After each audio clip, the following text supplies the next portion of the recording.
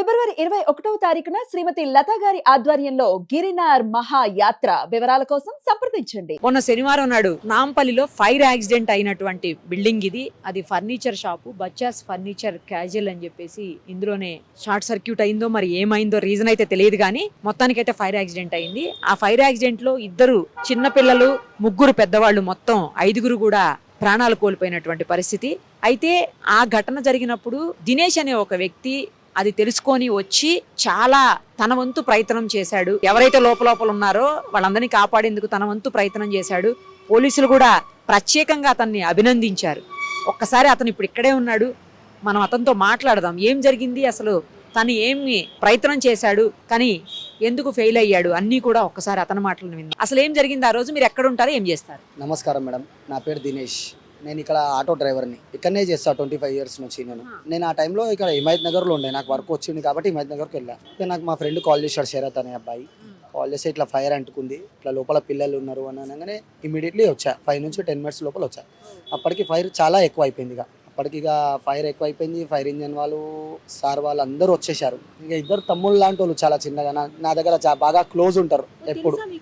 వాళ్ళందరూ తెలుసు, అందరూ తెలుసు, ఎవరు తెలియదని కాదు, అందరు తెలుసు. ఇక వాళ్ళని కాపాడడానికి, 2 కాపాడడానికి 3 వెళ్ళారు.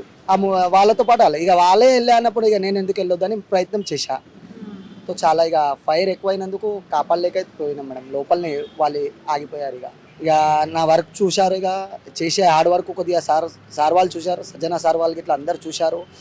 ఏంటంటే ప్రాణాలకైనా తెగించి చేస్తాం. ఆ టైంలో అందరు ఇక చాలామంది పర్సన్స్ ఉంటారు, కానీ రీల్స్ తీసుకోవడం కానీ కట్ తీసుకోవడమే ఉంటుంది అందరికీ, కానీ ఇలా హెల్పింగ్ నేచర్ అనేది ఎవరికి ఉండదు సామాన్యంగా. అట్లా అని ఇక నేను ఆ టైంలో చూసాను. మనకు ఫొటోస్ అలాంటివి ఏమో ఇష్టం ఉండవు. మనిషి ఆపదలో ఉండు, లోపల ఉండు, ఎలాంటి ఆయనకి సాధ్యారి అప్పుడు చేయాలని నాకు ఎప్పటికైనా ఎక్కడైనా కానీ చేస్తూనే ఉంటా. అలా ఉన్నప్పుడు చాలా మంచి పని చేశారండి మీరు. అంటే కనీసం మీ వంతు ప్రయత్నం చేశారు. కాపాడగలిగారా లేదనేది పక్కన పెడితే మీ వంతు ప్రయత్నం చేశారు. అప్పుడు మీలాంటి వాళ్ళు ప్రయత్నం చేస్తే ఏంటంటే ఇంకొంతమంది ముందుకు వచ్చి ప్రయత్నం చేసే అవకాశం ఉంటుంది. మీరు అన్నట్లు ఫోటోలు తీసుకోవటం, వీడియోలు తీసుకోవటం, రీల్స్ తీసుకోవటం, ఇది కాకుండా మీరు వాళ్ళ కోసం మీ వంతు ప్రయత్నం అయితే చేశారు కదా, అది ఇంపార్టెంట్. మిమ్మల్ని చూసి కొంతమంది ఇన్స్పైర్ అవుతారు. నేను కూడా పోలీసుల దగ్గర నుంచి మీ నంబర్ తీసుకున్నానండి. యాక్చువల్లీ చాలా బాధ అనిపిస్తుంది చూస్తుంటే. ఆ చిన్నపిల్లలు ఎవరండి వాళ్ళందరూ? అసలు చిన్నపిల్లలు ఇక్కడ పనిచేస్తారు. వాళ్ళ ఫాదర్ వచ్చి యాది, వాళ్ళ డాడీ వచ్చేసి మా దగ్గర 25 ఇయర్స్ నుంచి ఇదే మార్కెట్లో మేము జాబ్ చేస్తాం. సో ఆయనకి ఇప్పుడు ఇద్దరు బాబులే. ఎప్పటికీ మేము ఇక్కడ వినాయకుని పెడతాం ఎప్పటికైనా కానీ. సో ఎప్పటికీ 30 డేస్ నా ఎంబడినే ఉంటారు. నాతో పాటు దినేష్ అన్న ఇప్పుడు మా ఇక్కడ ఫ్రెండ్స్ దినేష్ అన్న, శరత్ అన్న, మహేష్ అన్న అని అందరితో మా ఎంబడినే ఉంటారు 30 డేస్ వరకు. సో బాండింగ్ మంచిగా ఉంటుంది పిల్లలతో పాటు. మాకు ఎంటర్టైన్మెంట్ అయినా కానీ మాకు చాలా ఆడిపిస్తారు. మాకే ఆ లెక్క ప్రకారం మేడం ఇక మాకు ఇక ఇష్టం కాబట్టి మేము అంతవరకు చేయడానికి మస్తు ప్రయత్నం చేశాం మేడం. ఇక్కడ ఇంతియాసు, ఇబ్రాహిం, ఇక్కడ ఒక అతను ఇక్కడ షాప్లోనే పనిచేస్తాడు. ఇంకో అతను ఇక్కడ ఆటో డ్రైవరే. ఆ లేడీస్ అనేది పెద్ద ఆవిడ ఇక్కడ బిల్డింగ్కి వాచ్మెన్. లే షాప్లో పనిచేస్తారు. ఇక్కడ స్కూల్ ఆ రోజు వెళ్ళలే మేడం, స్కూల్కి వెళ్తారు డైలీ. ఆ రోజు స్కూల్కి వెళ్ళలే. ఇక రిపబ్లిక్ డేకి ప్రోగ్రామ్స్ ఉన్నాయి కాబట్టి ఇవ్వలేరు, స్కూల్ సెలవు ఇచ్చారు. ఇక స్కూల్ లేదని ఇంట్లోనే ఉన్నారు వాళ్ళు. ఇక్కడనే ఉంది వాళ్ళది. ఒకటే షాప్ మేడం. ఇది ఇక్కడ చిన్న షాప్ ఒకటి ఉంటుంది వేరేది, ఇది పెద్ద షాప్ ఒకటే. మొత్తం ఫర్నిచర్ షాప్ మేడం.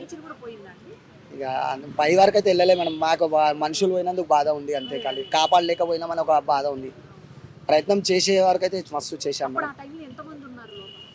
ఆ టైంలో లోపల ఈ 5 నంబర్స్ అని నాకు చెప్పారు. 5 లోపల కింద ఎక్కడ ఫైర్ అయింది, లోపలికి ఆగిపోయారు 5 నంబర్స్ అని చెప్పారు. మిగిలిన వాళ్ళు అందరూ బయటికి ఇమ్మీడియట్లీ వచ్చేసారు. ఇక షాప్లో పనిచేసే వాళ్ళందరూ బయటికి వచ్చేసారు మేడం, రాలేరని కాదు. వీళ్ళ వల్ల ఇక వెళ్ళారు, సో రాలేకపోయారు.